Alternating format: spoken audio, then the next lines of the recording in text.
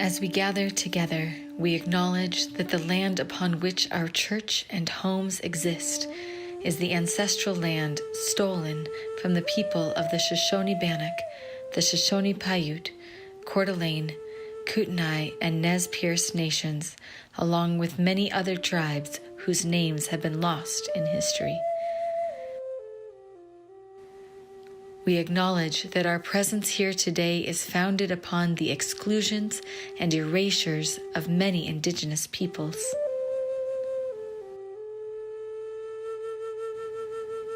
With this acknowledgement, we wish to demonstrate our ongoing commitment to the work of dismantling the legacies of settler colonialism.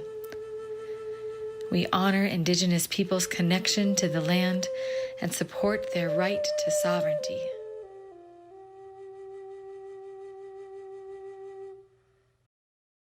Morning. Welcome to the Boise Unitarian Universalist Fellowship. I'm the Reverend Sara LaWall. It is my great honor to serve this beloved community, and we're so glad that you have joined us this morning. Welcome. We are a spiritually diverse, justice-seeking religious community with one great aim: to grow in love.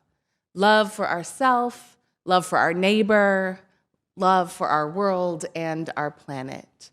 And we welcome all of you who join us with open minds and open hearts. Whoever you are, wherever you are on your spiritual journey, whomever you love, however you identify, you are welcome here. I was inspired by our land acknowledgement, particularly this morning, and want to have a moment of gratitude to all of you and to our racial justice ministry team who came out last Monday night to hear Wilson Weewa, the storyteller from the Confederated Tribes of Warm Springs. It was a full house. And I kept hearing wonderful things from all of you about how beautiful the program was. And one of the things that our Indigenous neighbors often tell us is that liberals like to do land acknowledgements, but sometimes they feel a little bit empty and hollow. We don't connect with our neighbors. We don't do the work of repair and right relationship. And our racial justice team has really taken that to heart and has done for years now multiple projects and programs to help us further live into our commitments that we express in that land acknowledgement. So thank you, Racial Justice Ministry team. Thank you, all of you. And it was what a gift to be able to offer that to one another and to our wider community. For our newcomers who are joining us for the first or second or third time, welcome. It's always lovely to see new faces among us. And we know it takes a lot of courage to step inside the doors of a new community or peek on screen of a new community, and we're really grateful that you have chosen us this morning. And speaking of our online community, and I'm sorry to our tech team volunteers, I'm totally out of order today, but welcome to our online community as well. Let's everybody turn and wave. We are so glad you are out there. We have a chance, I think, to see you on our screens, to see your Zoom screen. So if you have a moment and you can turn your cameras on so we can wave at you and see your faces, it helps us remember and recognize that our community exists and worships together beyond the walls of this sanctuary. Oh, and there they are. Just a handful of you are on camera, though. What? No pressure. No pressure. Look, if I weren't doing this job, I'd be at home in my pajamas with my coffee watching on Zoom too and not turning my camera on either. So to our newcomers, we're so glad you've joined us today. We hope you take a moment to introduce yourselves to us in person after the service in our fellowship time and online in our chat so that we can warmly welcome you. And we invite you to fill out our newcomer forms. We'll post a link online in the chat, and cards are in each entryway so that we can keep you up to date with all that is happening in our fellowship. And there is so much happening in this fellowship, which is glorious, really, to recognize the power of all that we are creating together, both internally and out in the world. And so one announcement, fun celebration I want to share is that this congregation was featured in 2 different articles in the UU World in our UU magazine this season, this issue. And so that is super exciting. My letter to the editor that was published in the Idaho Statesman back in the spring opposing our anti-trans legislation, the HB 71, was published and picked up by the UU World. And our asylum seeker hosting project was also picked up by the UU World, and we were all gathered together for a small event yesterday to help film a documentary about the project, so we're really excited to do that. So thank you to those of you that came out for that asylum event, to all of you who made that event happen, and whose many treats are left over today for hospitality time after the service. Thank you to those volunteers, Patty Hedges, Deborah Smith, and Jenna Reno today for making that hospitality space welcoming and delicious for all of us. For our newcomers, we host a newcomer series called Inquirers, a rotating series of sessions designed to help introduce you to Unitarian Universalism and to this fellowship. And our session happens, the next session happens today after service.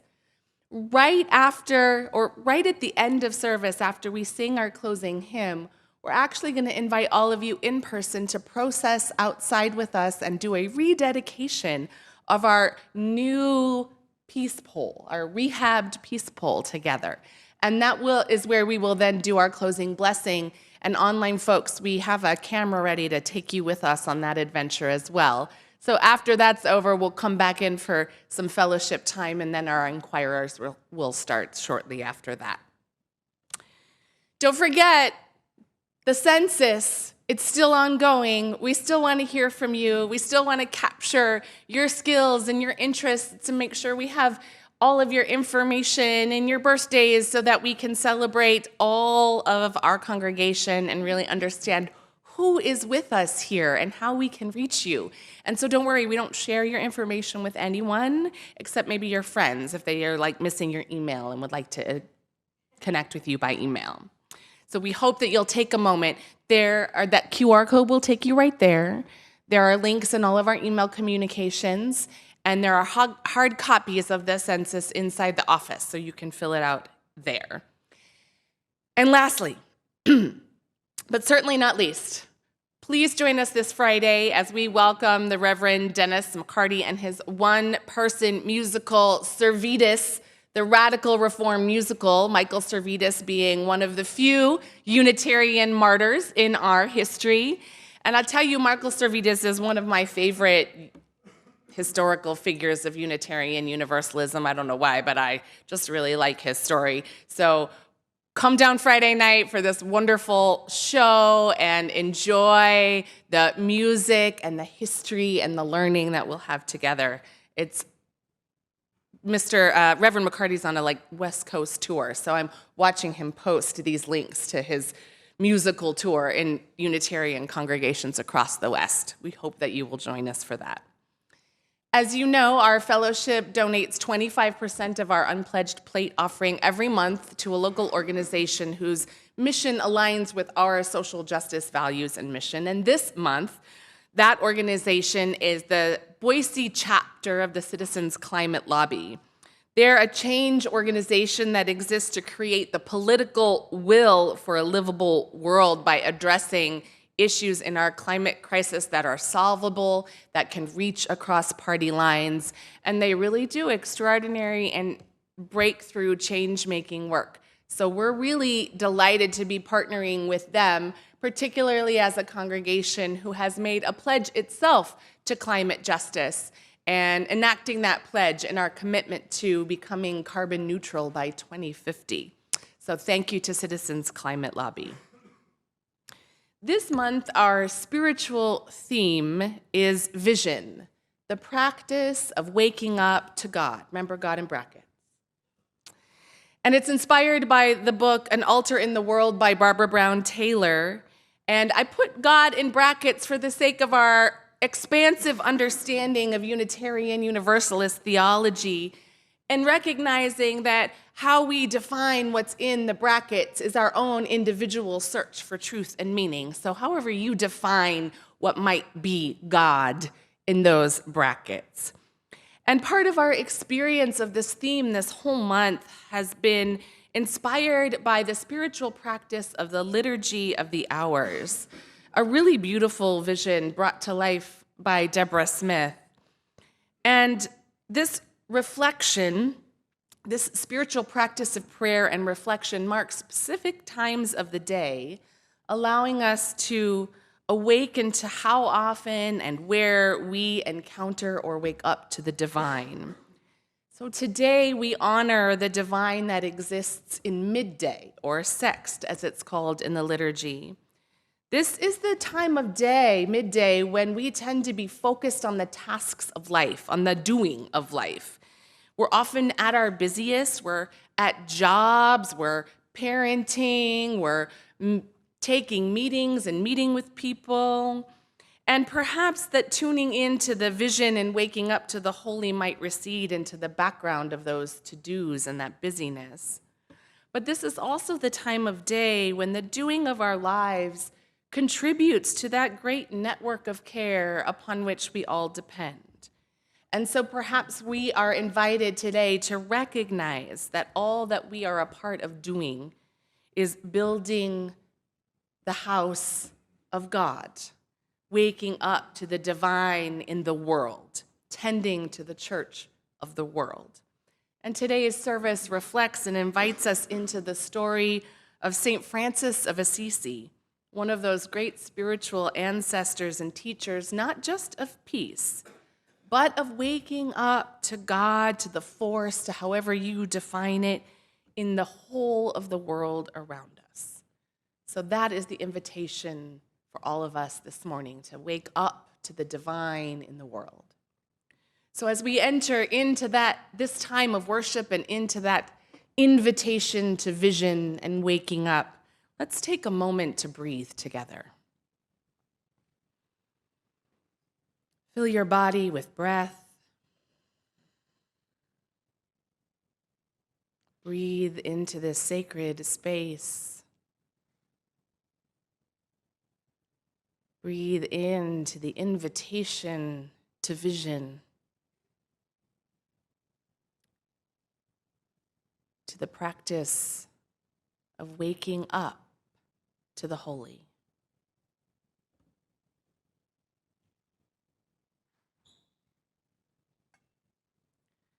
Thou art the song of my heart in the morning. Thou art the dawn of truth in my soul. Thou art the dew of the roses adorning. Thou art the woven whole. Thine is the grace to be steadfast in danger. Thine is the peace that none can destroy. Thine is the face of the need-riven stranger. Thine are the wings of joy. Thou art the deep, to the deep in me calling. Thou art a lamp where my feet shall tread. Thy way is steep past the peril of falling. Thou art my daily bread. Thine be the praise of my spirit uplifted. Thou art the sea to each flowing stream. Thine be the days that are gathered and sifted. Thou art the deathless dream.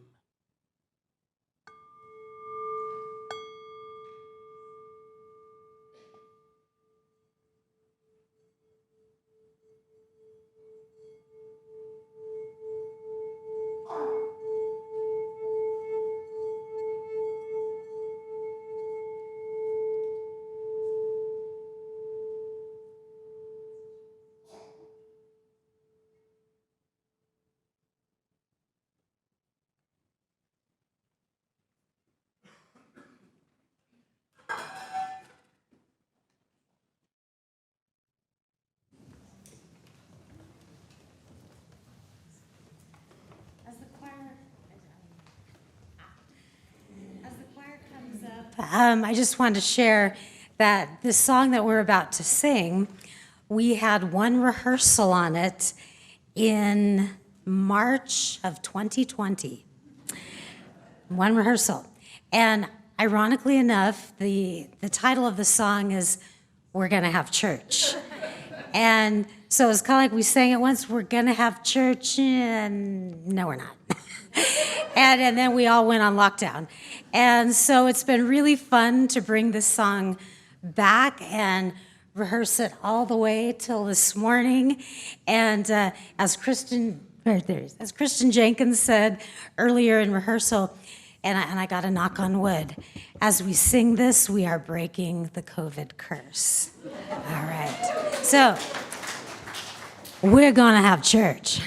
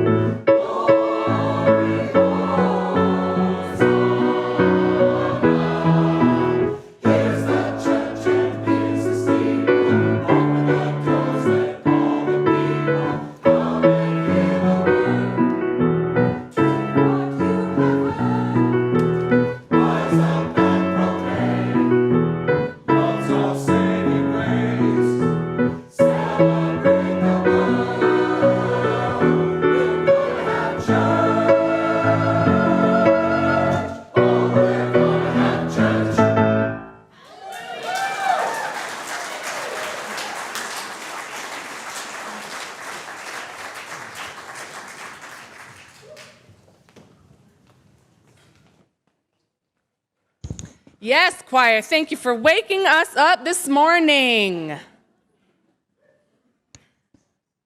I love it. It's fantastic. At this hour, in small towns and big cities, in living rooms and ornate sanctuaries, many of our sibling Unitarian Universalists are also lighting a flaming chalice, reminding us that we are part of a great community of faith. We don't have an assigned young chalice lighter this morning, so Cambria, you're right here in my vision, and you're new to the choir, so would you be our chalice lighter this morning? I know you're a pro. It's not your first time. As Cambria Jenkins lights the chalice here in the sanctuary, I invite those of you in our virtual community to light a chalice nearby if you have one, and then share in the chat where it is that you have lit your chalice this morning.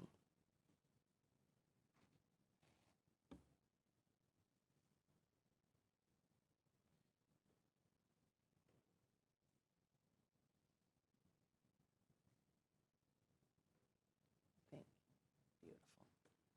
Done like a pro.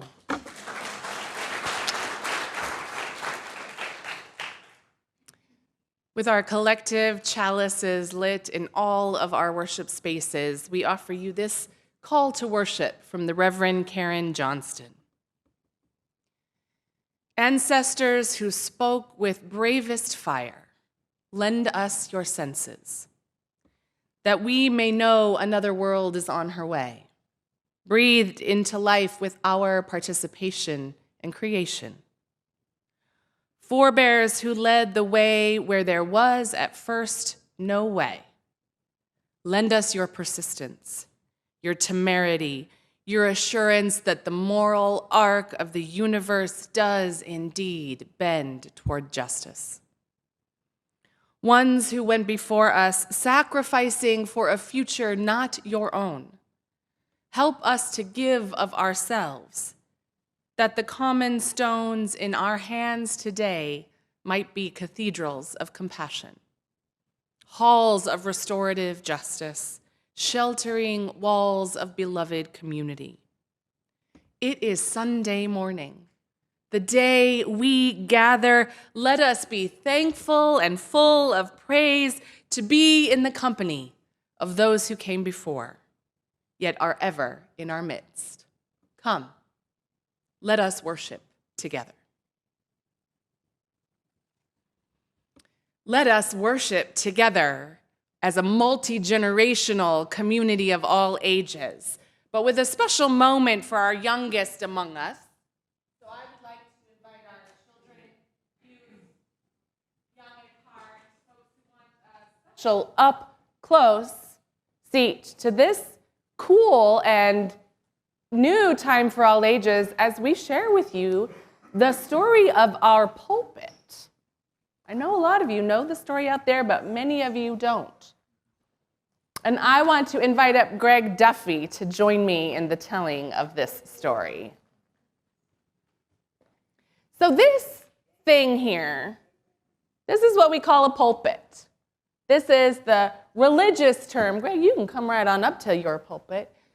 This is the religious term that we use for the place where the minister delivers the good word. But our pulpit, this pulpit, perhaps you've noticed it over the years, has a really special and interesting story. And we're going to get to hear the story of the creation of that pulpit today from this wonderful human right here, Greg Duffy, who made it with his own hands. So I'll let you take it from here, Greg, and then I'm going to ask you all some questions as Greg sort of shares with us bits of the story.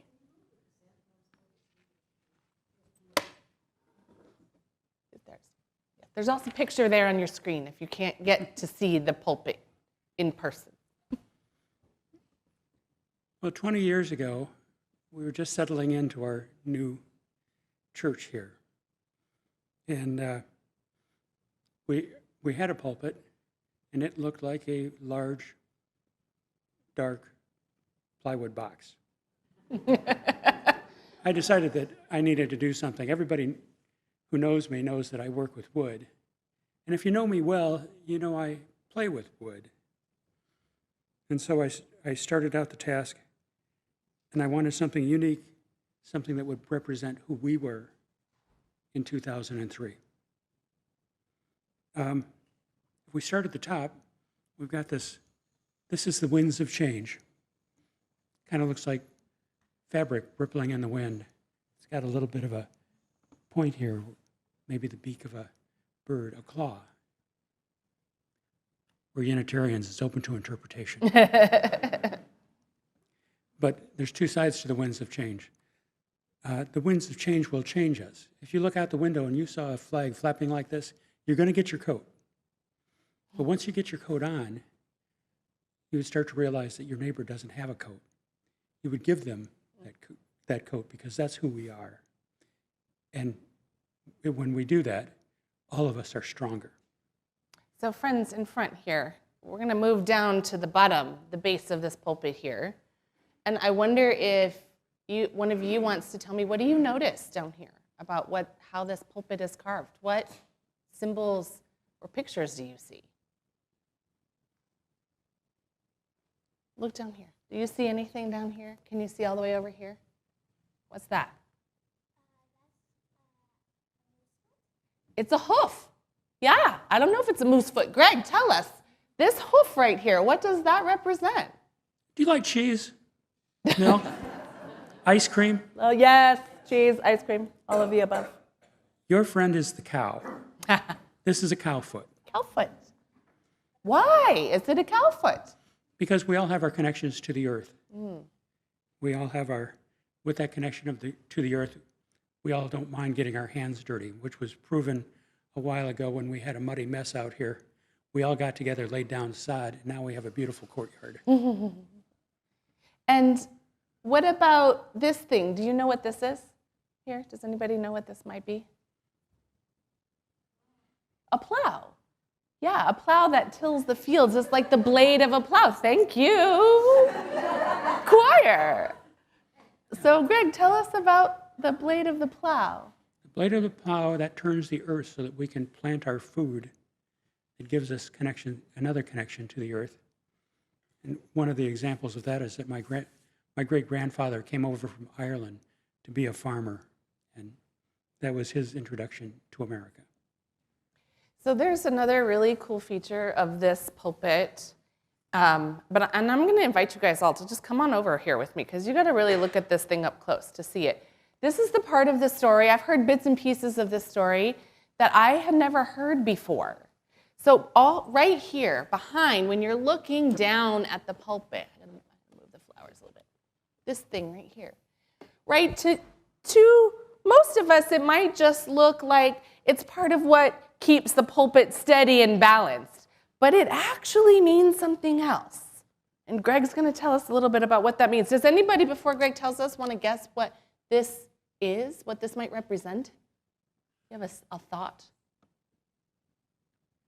If we were on a boat, what might this part be? Close to a paddle, but the part that's underwater, do you know what that's called? A rudder, yeah. Tell us about that. Greg, where did that idea come from?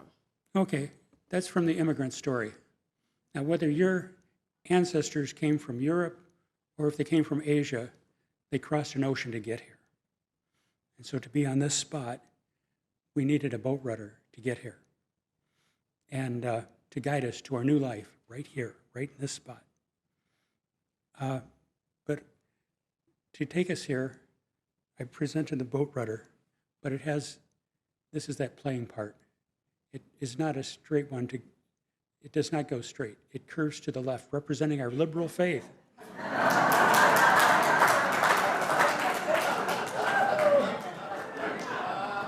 And the one thing to remember about if you have a rudder that takes you in one direction and you don't keep correcting it, you're only going in circles.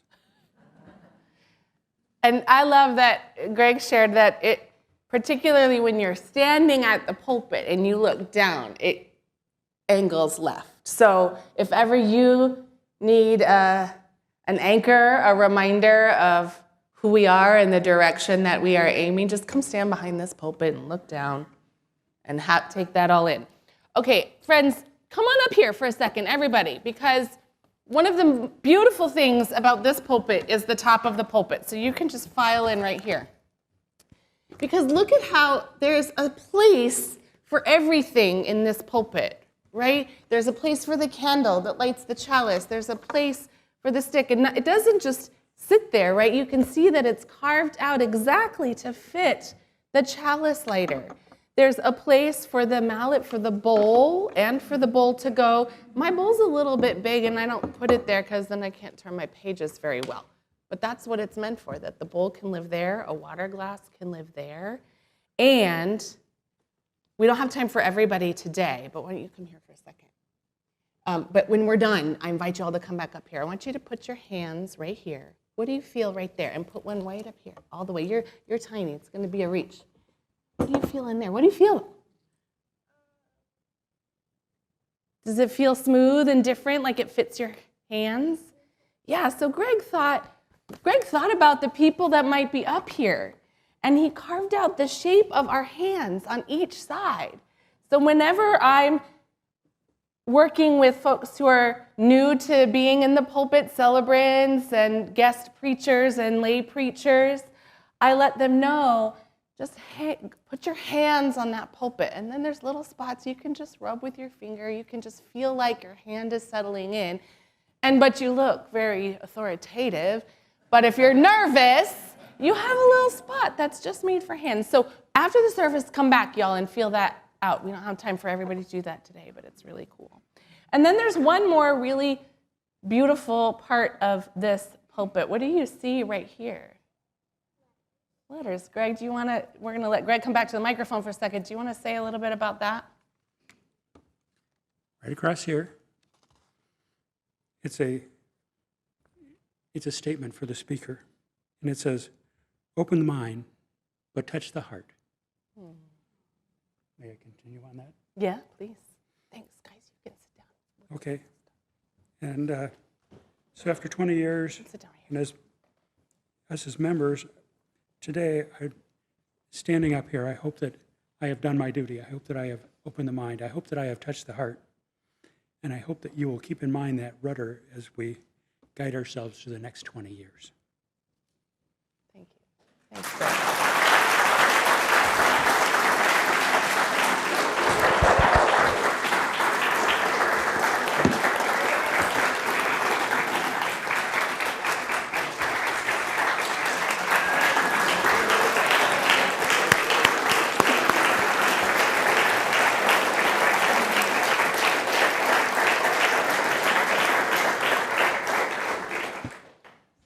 It's a real gift, an honor to be able to stand at this pulpit week after week and receive the energy that you put into it and the love that is here, and to just, it feels very special to be up here.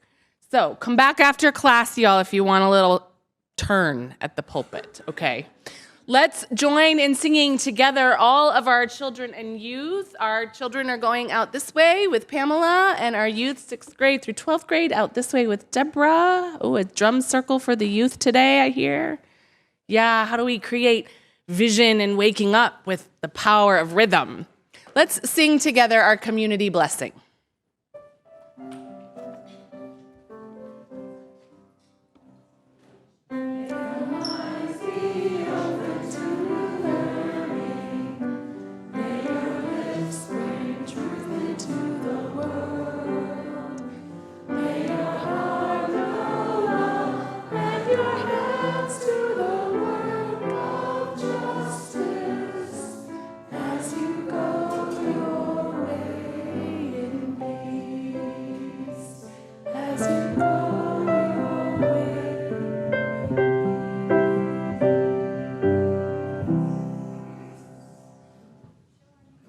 Have fun, y'all.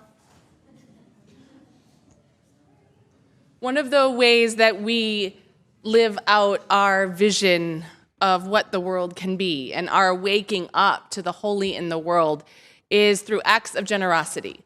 By opening up a space each week to collect an offering, to say yes to the abundance in our lives, and to share that abundance with our plate partner, with the ministries of this congregation, and with the larger world. We are all grateful for all of the many ways you choose to support this fellowship and the work of our plate partner. There are many ways that you can give. Our QR code on the screen, our link to the website. You can access the website on your smartphone, or their good old-fashioned offering baskets as the ushers come forward, our offering will now be gratefully received.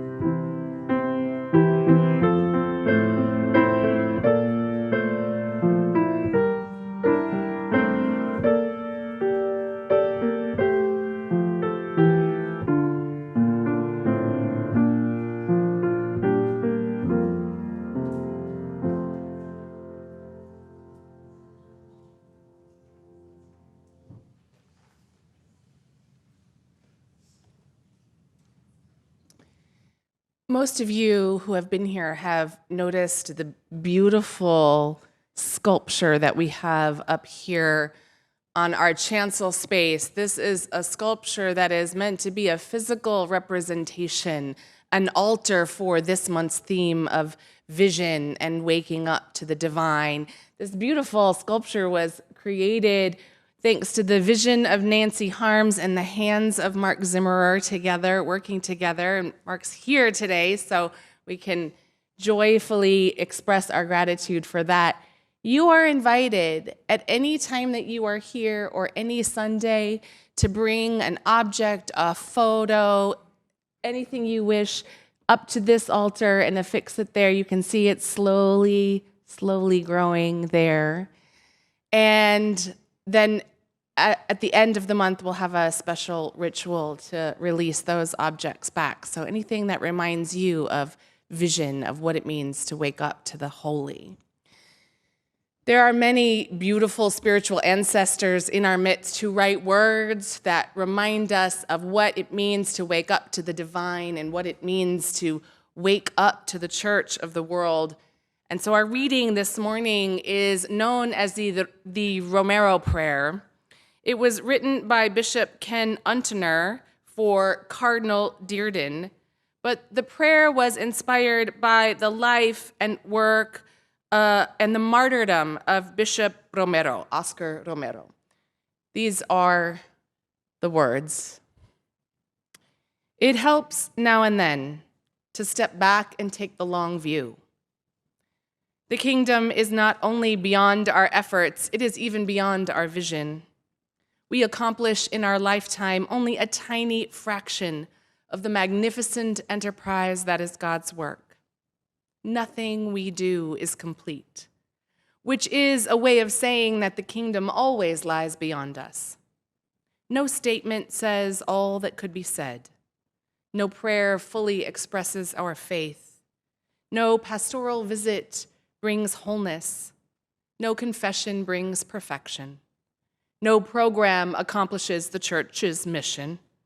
No set of goals and objectives includes everything. This is what we are about. We plant the seeds that will one day grow. We water seeds already planted, knowing that they hold future promise. We lay foundations that will need further development. We provide yeast that produces far beyond our capabilities. We cannot do everything. And there is a sense of liberation in realizing that. This enables us to do something and to do it very well. It may be incomplete, but it is a beginning, a step along the way, an opportunity for grace to enter and do the rest. We may never see the end results, but that is the difference between the master builder and the worker. We are workers, not master builders. We are all ministers, not messiahs. We are prophets for a future not our own. Amen. Being prophets of a future not our own, building the work of beloved community for a future that we will never see, but that we hope is brighter and more beautiful and more peaceful and hopeful than the one we inhabit now, means that we must find those spaces where we reach out to one another and where we extend love and care and blessing and remind each other that we do not journey alone on this life, despite its ups and downs and challenges and joys and sorrows. So we make a space each week to hear and receive the joys and sorrows of this beloved community.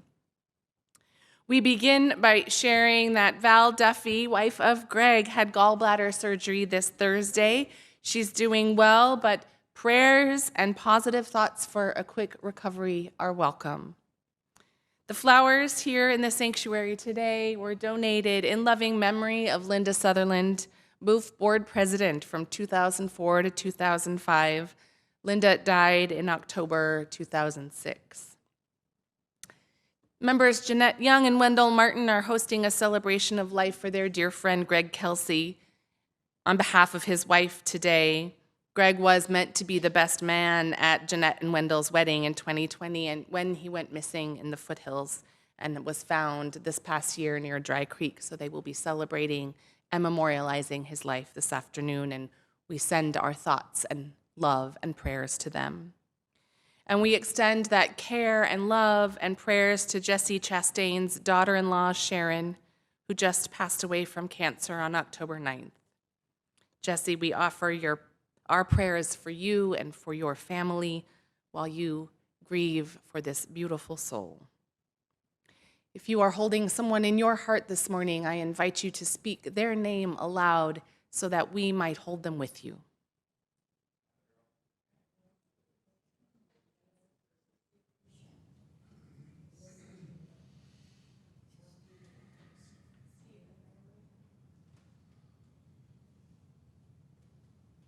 May the arms of this community hold all our joys and sorrows, those spoken aloud and those that remain silent and close to our hearts. May we feel the grace that surrounds us and be transformed by the spirit of life and love, with warmth to celebrate our joys and a gentleness to soothe our aching hearts. Breathe with me. Fill your body with breath. Breathe with this beloved community filled with loving kindness. Breathe in peace and breathe out love. Listen to what is calling you in the silence.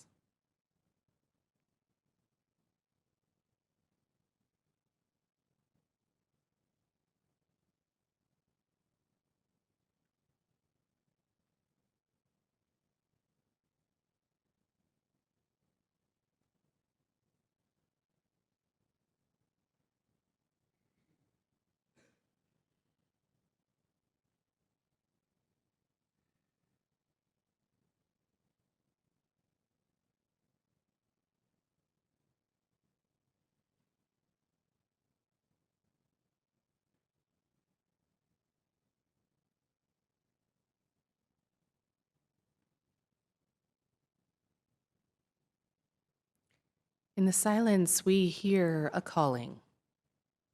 We see a vision, a chance to rebuild after devastation with connection and compassion, even in the midst of horrific violence, pain, and tragic loss.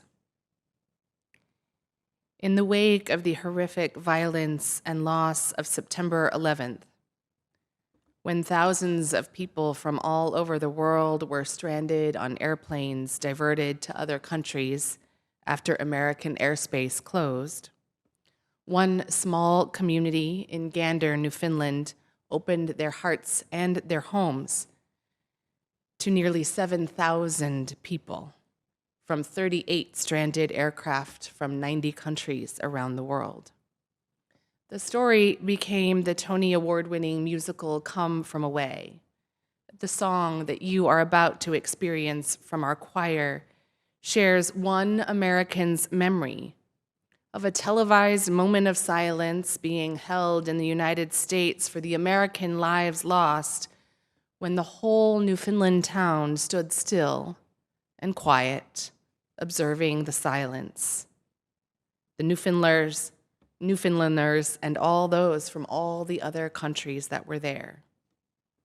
And in that moment, this one American kept hearing the words of a beautiful church hymn, "Make me a channel of your peace," which became the song Prayer in the musical, beginning first as the Christian hymn, slowly incorporating Jewish, Hindu, and Muslim interfaith prayers for peace, love in the face of loss, peace in the face of violence, community and compassion in the face of the horror of that day and the months and the years-long aftermath. And those words are still sorely needed today.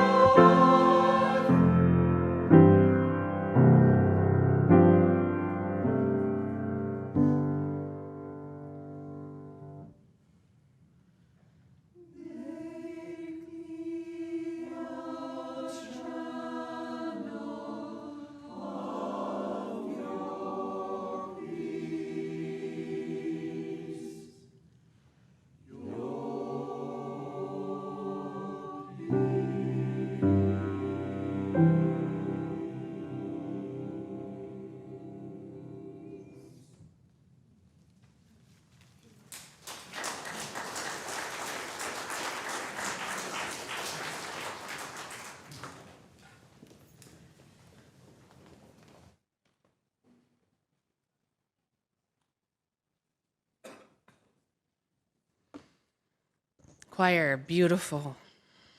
Thank you for that prayer that it feels so important and so needed in our world right now.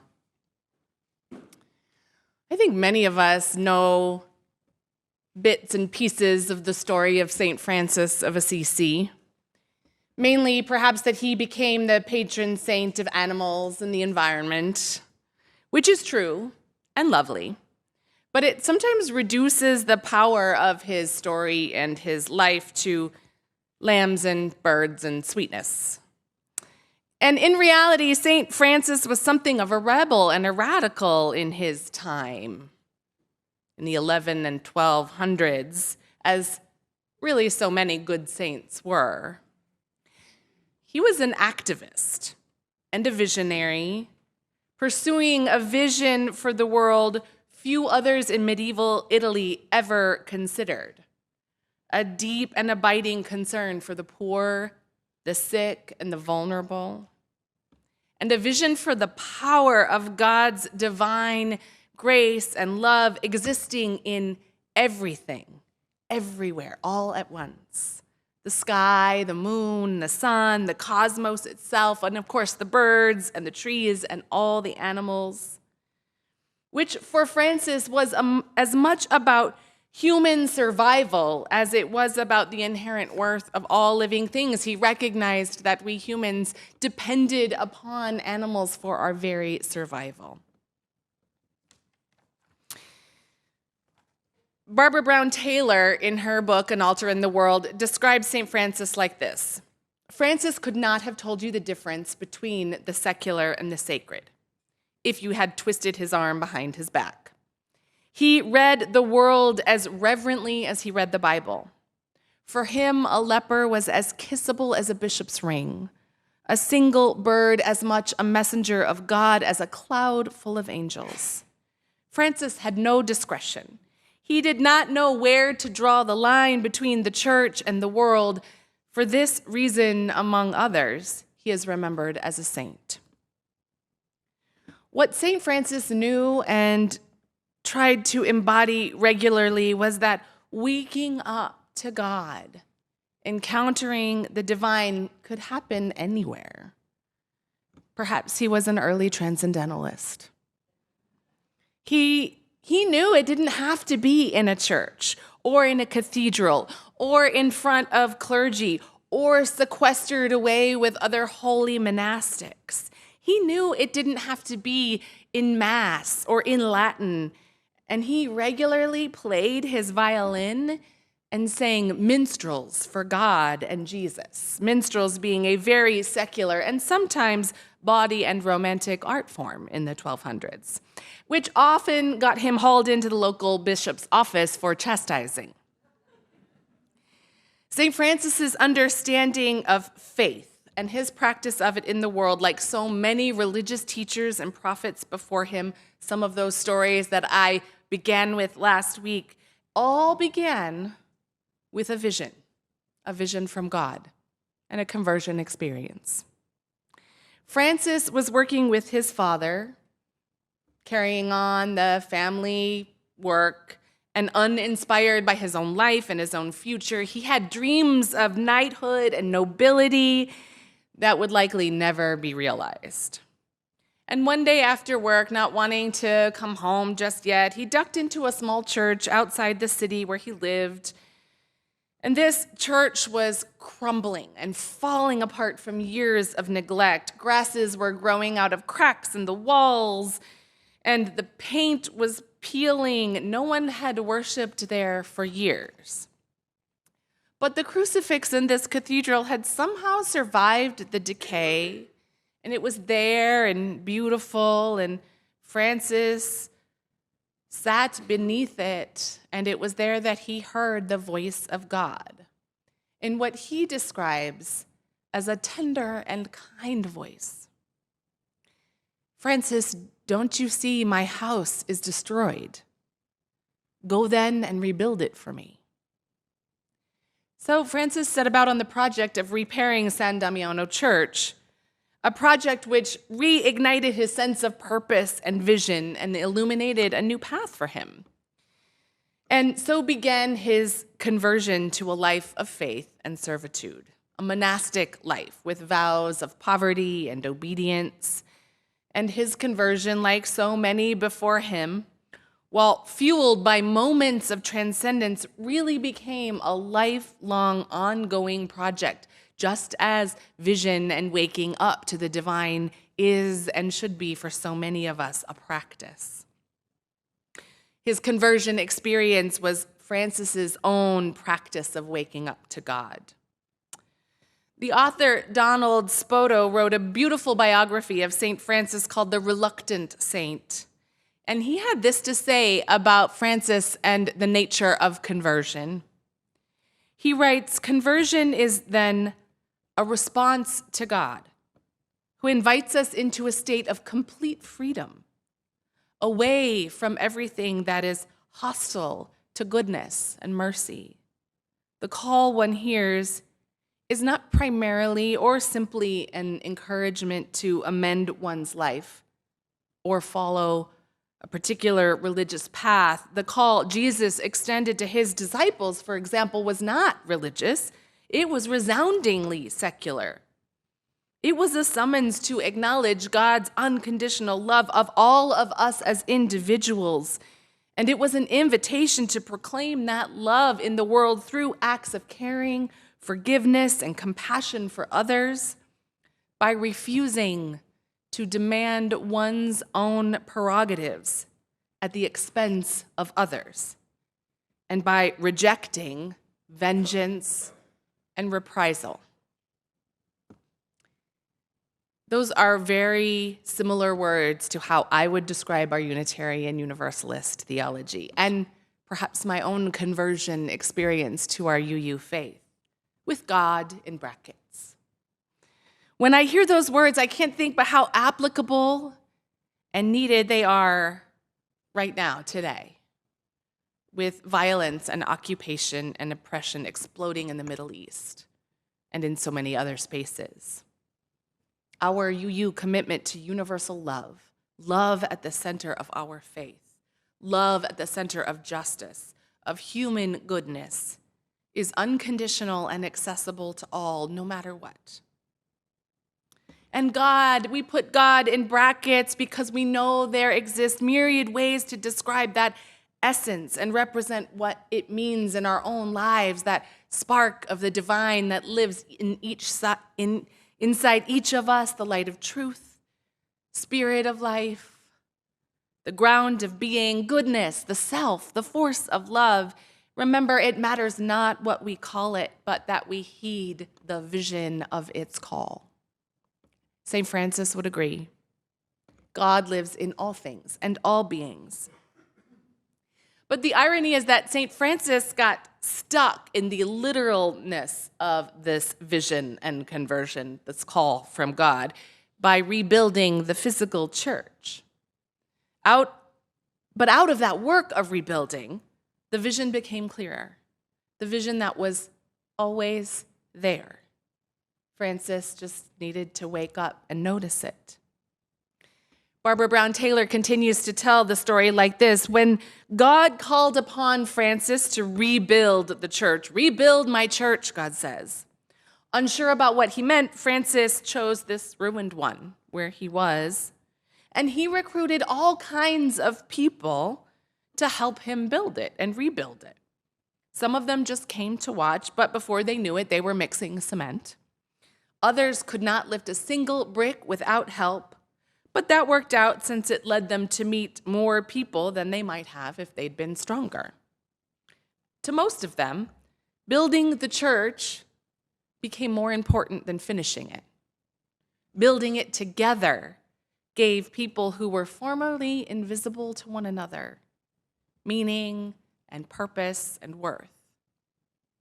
And when it was done at last, Francis's church did not stand as a shelter from the world. It stood as a reminder that the whole world was God's house.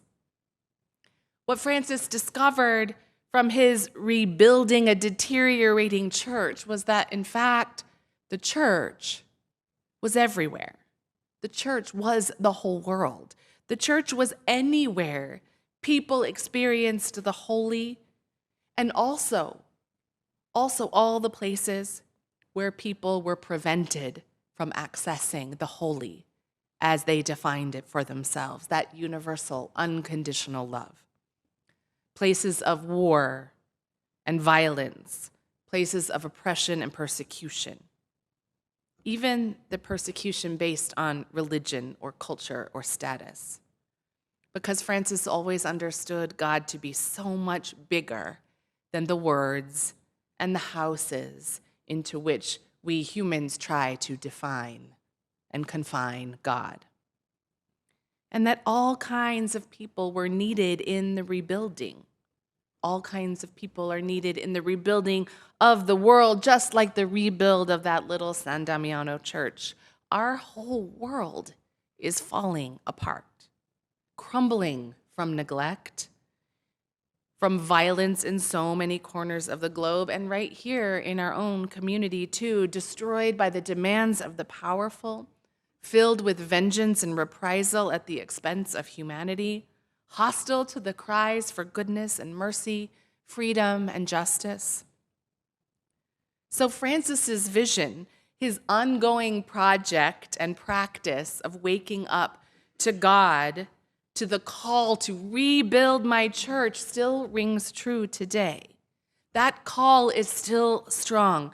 That spirit, that force is still moving in us. The heart of love, the deepest self, is always inviting us to allow our practice of waking up to open beyond our own lives and walls and comfort.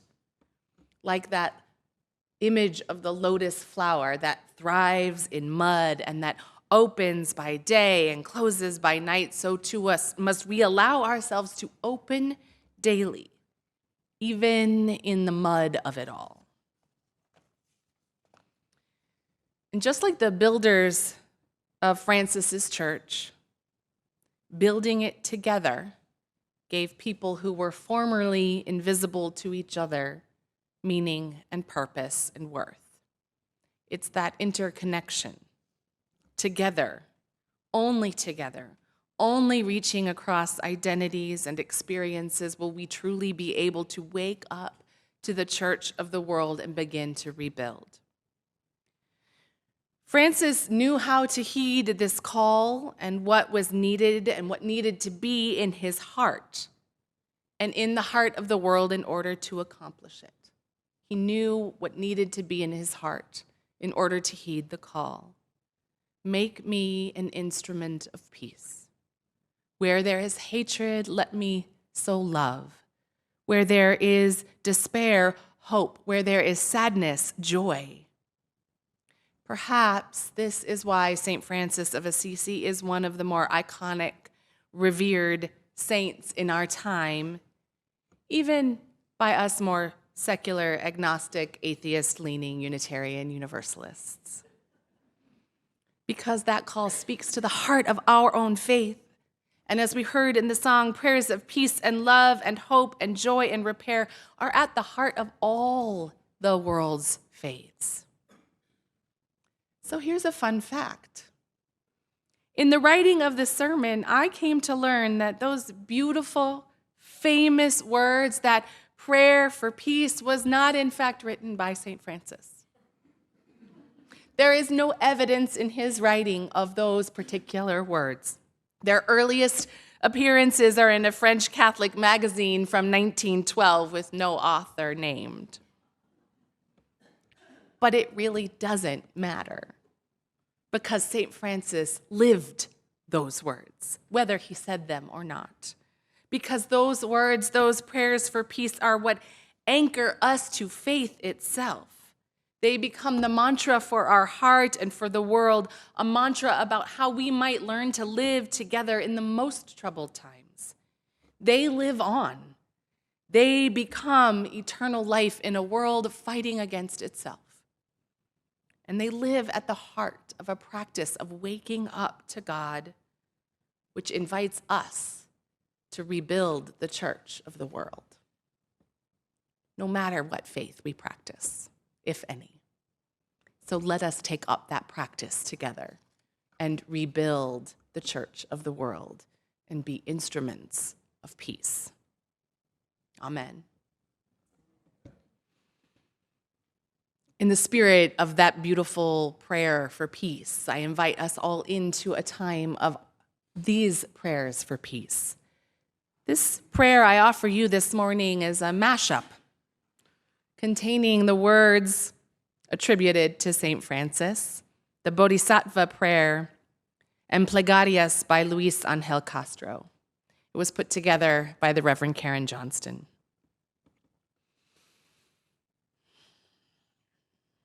Spirit of life and love, Holy One, mystery that surrounds us, make us an instrument of your peace. May we be protectors to those without protection. May we have the force of thunder to silence those who preach death. Where there is hatred, let us sow love. Where there is injury, pardon. Let us be leaders for those who journey. Let us be the rain to put out the flames left by war. Where there is doubt, faith. Where there is despair, hope. Let us be the boat, the bridge, the passage for those desiring the further shore. Let us become the winds, hurricanes to erase from the earth all of the borders and the fences that divide embraces. Where there is darkness, let us be light. Where there is sadness, let us bring joy. May the pain of every living creature be completely cleared away. Would that we were wheat, that we might pass ourselves out as bread among the hungry who walk the street. O divine Creator, grant that we may not so much seek to be consoled as to console, to be the doctor and the medicine, to have the wings of a seagull, to be understood as to understand, to be loved as to love. For it is in giving that we receive. It is in pardoning that we are pardoned. May we always support the life of all the boundless creatures, even as we are only one human being. And I don't think that's enough. It is in the dying that we are born to eternal life. May we also be the source of life for all the realms of varied beings, and be the millions of people coming, singing, the millions reaching unto the ends of space. Let us know they are on their way. In the name of all that is holy, we pray. Amen.